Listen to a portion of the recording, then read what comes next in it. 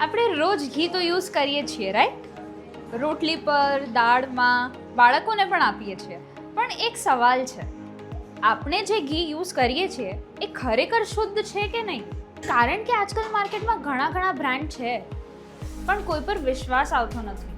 એટલે જ મેં સ્વિચ કર્યું આદેશ્વર ઘી ભંડારના 100% શુદ્ધ ઘી પર.